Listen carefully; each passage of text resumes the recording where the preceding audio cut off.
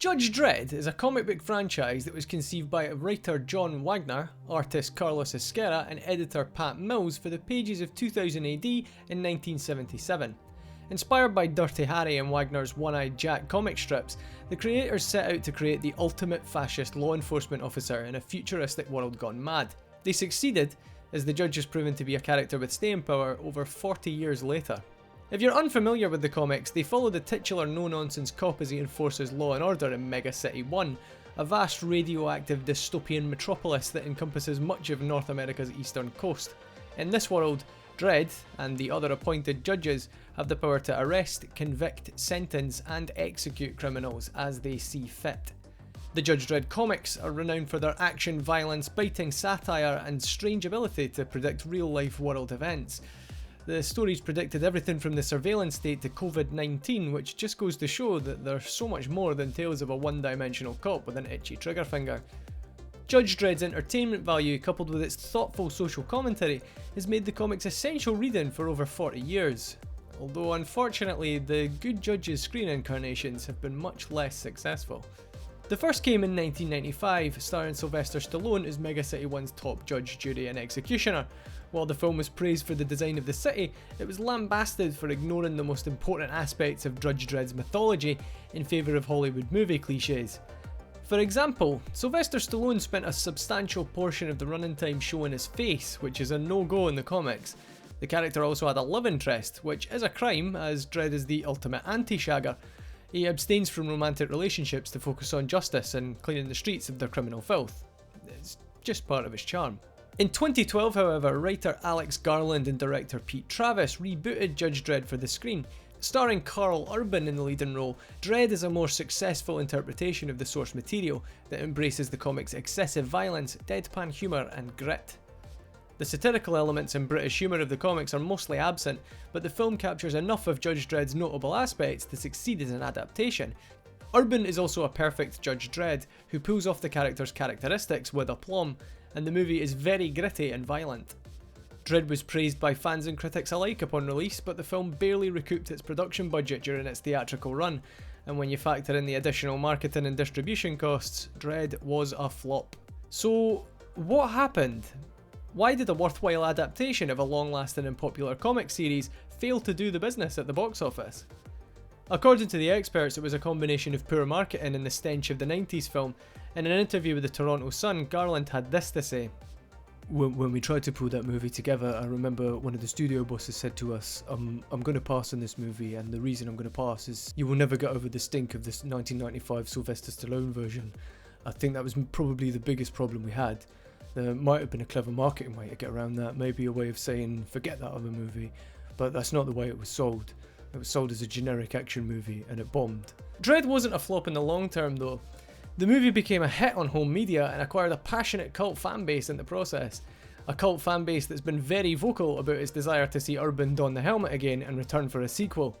The cast and crew have also expressed their desire to return to Mega City 1 since then, but the opportunity hasn't presented itself.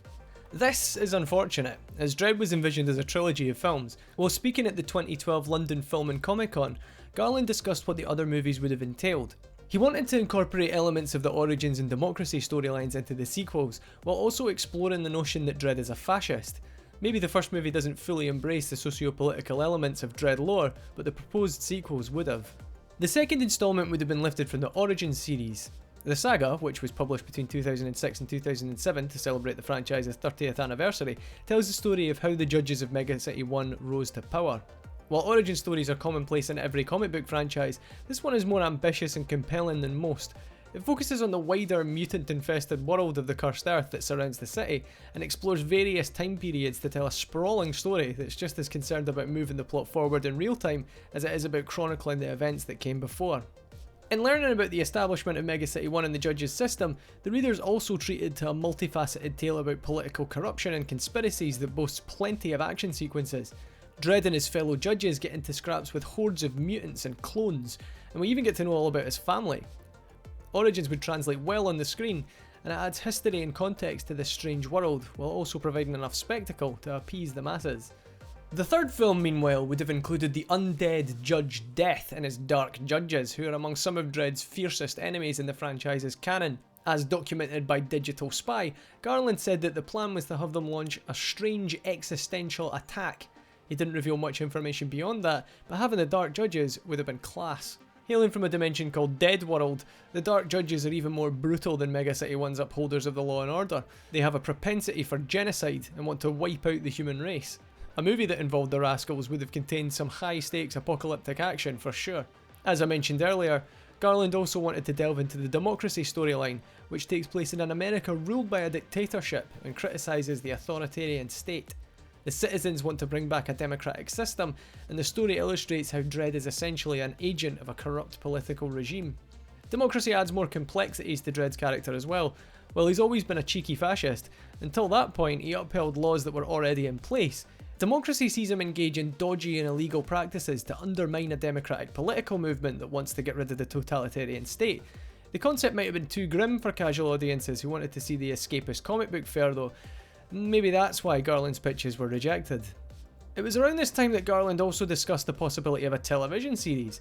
Answering fan questions on the 2000 AD online forum in 2012, he claimed that the Dredd universe would work better as a series on a similar level to Game of Thrones and Breaking Bad, but his comments were more hypothetical than anything. That being said, a Judge Dredd series was produced in 2014, but it wasn't connected to the film franchise. Titled Judge Dredd Super Fiend, the 6-part animated web series was co-created by Adi Shankar and Eno and Luis Palayo Junquera as a thank you to the fans for supporting the Unmade sequel. Shankar produced Dredd, but he's also known for producing unauthorised fan films like The Punisher Dirty Laundry and Power/Rangers.